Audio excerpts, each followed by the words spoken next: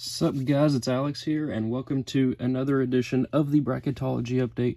This one is for March 5th, and we're doing another CBS one here. Joe Lenardi has not released his newest one as of Thursday. I guess this is Thursday, March 5th, so he has not updated a new one since Monday. So we are here again with CBS. Jerry Palm has updated it as of this morning, so we are going to make our own predictions on it and kind of look at the different teams across the different brackets and stuff, look at the different matchups. I uploaded a video yesterday for the March 4th Bracketology of CBS, and since he updated it again, we'll just go ahead and do a new one. There was a lot of movement last night. We almost had Notre Dame beat Florida State. I was watching the end of that game. I was kind of pulling for Notre Dame. Almost happened, but yet it did not. So Florida State still holds on to about a 2 or 3 seed, depending on the bracket that you look at. But as you can see, Kentucky has now fallen to a 4 seed after losing at home to Tennessee. That was a game that I went to and I wasn't too excited about after kind of watching them lose that game. Right before I go look at the bracket too much, I do want to show you guys the first 4 out. We have Utah State and Texas as the 11 seed playing game, then Richmond and Texas as the 12 seed playing game. Then in the Midwest, we have NCA&T and Robert Morris, and then NCA and Prairie View. Those ones don't really matter, but then in the last 4, and as you can see over there to the right, we have Utah State, Texas, Texas Tech, and Richmond. As I mentioned earlier, they are the play-in games. And the first 4 out are Cincinnati, Rutgers, which I really don't agree with Jerry Palm on this one. I think Rutgers is like a 9 or a 10 seed at this point in the season. Having them even out of the tournament, that just doesn't do it for me. I don't agree with Jerry Palm on that one. So, and we also have Mississippi State and Arkansas in there. But we'll kind of go region by region here. Well, I guess we'll just go and start with the South one. We have Baylor as the 1 seed, Radford as the 16, then USC and Florida as the 8 and 9.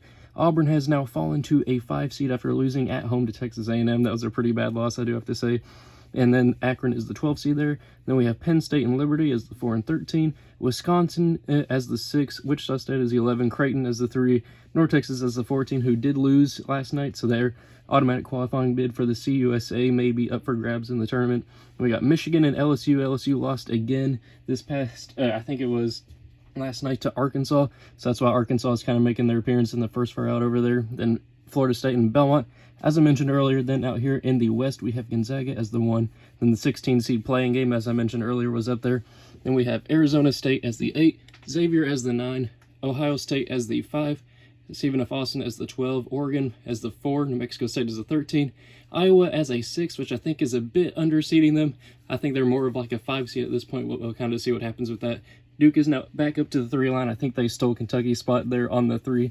Then UC Irvine as the 14, Marquette and Oklahoma as the 7 and 10, and then Maryland and North Dakota State as the 2 and 15.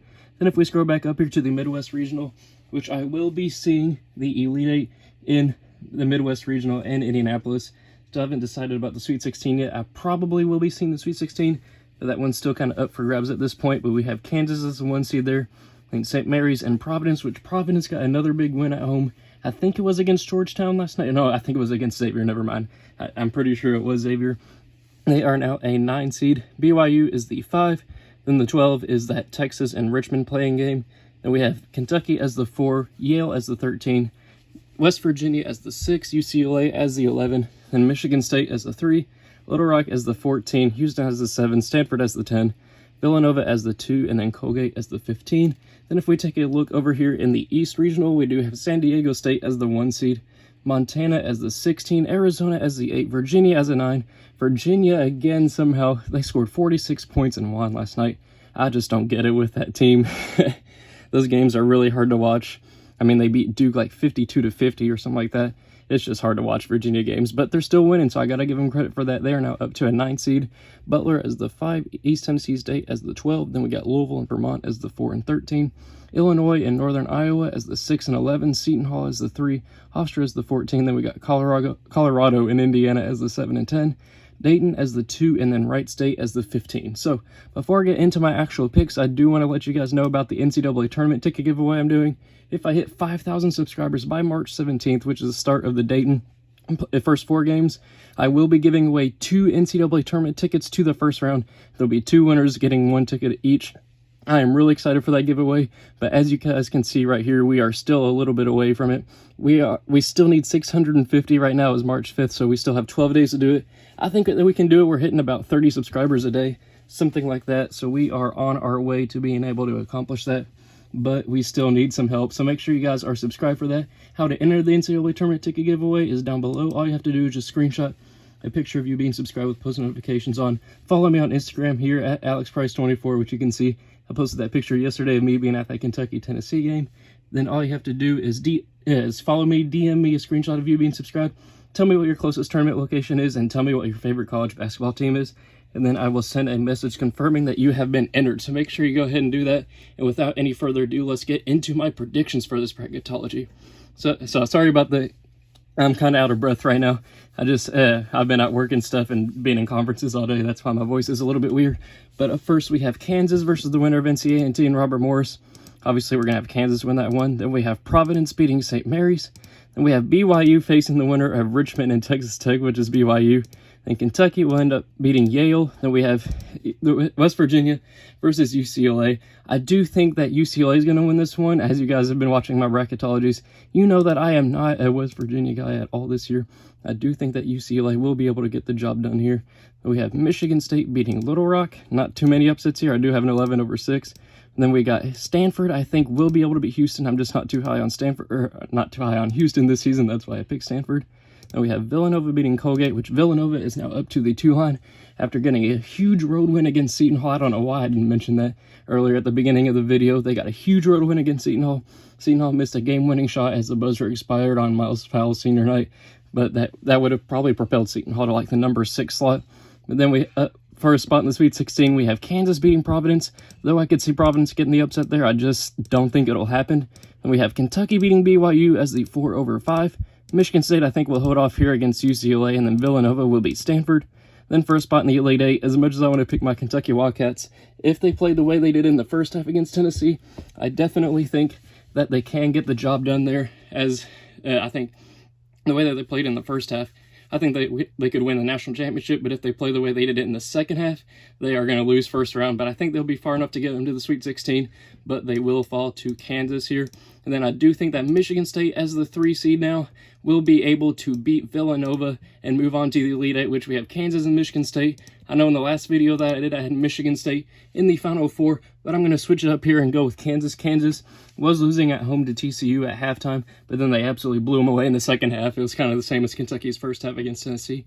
I do think that Kansas will be able to make it to the Final Four team, or to the Final Four. I think they're one of the best teams in the nation right now, and I think that they deserve to get to the Final Four out of that bracket. Then if we move down here to the the East Regional, we have San Diego State moving on past Montana, Virginia getting the job done here against Arizona, East Tennessee State getting a 12/5 upset here over Butler. If you guys have been watching my videos, you know how much I love East Tennessee State. I do think they get the job done here, and Butler's been struggling a lot recently. That's why they've fallen down to the 5. I think they get the victory here over East Tennessee State. Then Louisville will beat Vermont. Then we have Illinois beating Northern Iowa as the 6/11. Seton Hall will hold off here against Hofstra. Then we have Colorado beating Indiana. I really like that matchup there for Colorado. I know I've been picking against them in recent bracketologies, but I do think they get the job done here against Indiana. And then Dayton will go on to beat Wright State. Then for a spot in the Sweet 16, we have Virginia pulling off the upset here over San Diego State. Virginia won the championship last year. They are battle-tested, and I think their defense is just going to absolutely shut down Malachi Flynn and San Diego State and move on there with a 9/1 upset. Then I'm also going to go with another upset pick here and go with East Tennessee State moving on past Louisville, which sets up a 9-12 in the Sweet 16. That one would be pretty crazy to see. I do think that East Tennessee State will surprise Louisville. Louisville has a lot of trouble whenever Jordan Nwora gets shut down. And I do think that East Tennessee State can get the job done. They went on the road and beat LSU, and there's always a team in college basketball in March Madness that surprises everybody and gets a huge upset win. I think it's going to be East Tennessee State this year. Then moving down here, we have Seton Hall and Miles Powell moving on past Iota Sumu and Illinois. Then we have Colorado losing to Dayton. I know earlier in the season Colorado did beat Dayton, but I don't think it happens here. I think that Dayton and Obi Toppin move on. Then for a spot in the Elite Eight, we have East Tennessee State moving on past Virginia. East Tennessee State in the Elite Eight as a 12 seed. I think that would be the first ever 12 seed that would make it to the Elite Eight. And then we also have Dayton moving on here with Obi Toppin past Seton Hall and Miles Powell. That one will be a great matchup to see in person. But then in the Final Four, we do have Dayton moving on here past East Tennessee State. Then if we move over here to I think it's the South Regional, where we have Baylor as the 1 seed. We will have Baylor moving on past Radford, obviously. Then we're going to have Kerry Blackshear and Florida moving on past USC. Auburn, I think, will get upset here against Akron. If Auburn had beaten Texas Tech, I probably would have picked Auburn to win that game. But Akron is actually a pretty surprising team. I don't remember what conference they're from, but they've gotten some pretty quality, good wins this season, and Auburn's just falling apart at this point in the season, even with a quarterback. Then we have Penn State beating Liberty. Liberty almost lost in the quarterfinals of their ASUN championship, so that's not looking too good for my like mid-major like hotness meter for them, or whatever it's called, is falling apart right now. I'm going to go with Wisconsin beating Wichita State, Creighton holding off North Texas. Then I'm going to go with Michigan beating LSU. LSU's kind of falling apart defensively at this point in the season. And then Florida State will beat Belmont. Then for a spot in the Sweet 16, we have Baylor holding off against Florida. Those two teams played earlier this season, and Baylor won at Florida. I think they get the job done on a neutral court. Then we got Penn State beating Akron. We have Creighton holding off here against Wisconsin, and then Florida State beating Michigan. Then for a spot in the Elite Eight, we do have Baylor holding off Penn State here, and I'm going to go with Creighton moving on past Florida State if I can pick freaking Baylor. There we go. Florida State almost lost to Notre Dame last night, and I know Creighton did lose to St. John's a couple of days ago, but I think that they're high-flying offense, and they're one of the most efficient offenses in the entire nation. I think they get the job done there as the 3-over-2 slight upset, but I am going to go with Baylor, who's been a better team all season. I think they move on here to the Final Four, which then we go down here to the West Regional, where we have Gonzaga beating the winner of Prairie View A&M and Siena. I'm going to go with Arizona State and Bobby Hurley getting the tournament win there over Xavier. Ohio State, I think, will beat Stephen F. Austin. Stephen F. Austin, I'll probably say this with every bracketology I do, is one of the best mid-majors out there, right there with East Tennessee State. But I just don't like that matchup there with Ohio State. I think Ohio State gets the job done. I'm going to go with New Mexico State pulling off the 13-over-4 upset. I know I really like Peyton Pritchard in Oregon, but I just don't like that matchup there against the really hot New Mexico State team that hasn't lost since like December 15th. I think it's been like 18 straight games that they've won. So congratulations to them. I think they get the job done. I'm going to go with Luca Garza and Iowa over the winner of Texas and Utah State, which I think would be Texas. I'm going to go with Duke over UC Irvine, Marquette with Marcus Howard over Oklahoma, and then Maryland over North Dakota State. Then for a spot in the Sweet 16, we have Gonzaga beating Arizona State. I'm going to go with Ohio State here, moving on past New Mexico State. Then Duke, I think, will be able to hold off Luca Garza and Iowa. Then I'm going to go with Maryland with, I guess I put Mayland, I don't know. I'm sorry. When I was filling out the bracket, I guess I just didn't put the R in there, so it says Mayland. Whoops. But then for a spot in the Elite Eight, we have Gonzaga here moving on past Ohio State. Then we have, I'm actually going to go with Maryland with Anthony Cohen. I think they get the job done here. I know they did just lose to Rutgers on the road, but I think that they can get the job done here against Duke. Duke's been a bit inconsistent recently. They lost like 3 out of their last 4 road games, something like that. And then for a spot in the Final Four, I am going to go with Gonzaga moving on past Maryland. I think Gonzaga, they've only lost twice this season, once to BYU and once to a really hot Michigan team in the battle for Atlantis. I think they get the job done there, which sets up a Final Four of Kansas and Dayton, then Baylor and Gonzaga. I think whoever wins this Kansas-Dayton matchup is going to win the national championship, so I am going to go with Kansas moving on here, getting the, I wouldn't say revenge because they did beat Dayton in overtime in Maui. I think they get a more decisive victory here. It's probably going to be like 5 or 6 points, but I don't think it'd go to overtime. I think Kansas gets the job done. I'm going to go with Gonzaga over Baylor. I think Gonzaga is a really good team, and I'm kind of worried about Baylor's shooting when it gets time to... they have really good depth, but I'm kind of worried about their shooting against Gonzaga's defense, which sets up Kansas versus Gonzaga in the national championship. And as I mentioned earlier, I do think whoever wins that Kansas-Dayton matchup would win the championship, so I am going to go with Kansas. I know it's kind of a letdown to have Kansas win it all as the #1 overall seed, but I think with the way the bracket's set up, I do think they get the job done. So thank you guys for watching. I hope you enjoyed it. Be sure to like and subscribe if you did. Sorry about my voice today. I don't know what's really going on with it, but hopefully you're able to make it through the end of the video. Thank you guys for watching. I hope you enjoyed it. Make sure you enter the NCAA tournament ticket giveaway, and I will see you all later.